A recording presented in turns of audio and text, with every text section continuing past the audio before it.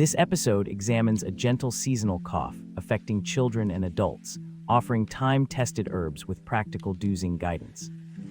A warm honey lemon thyme tea supports throat comfort for kids and adults at home. Historically, thyme was used to ease chest congestion, and modern observations hint at its expectorant action in clearing mucus.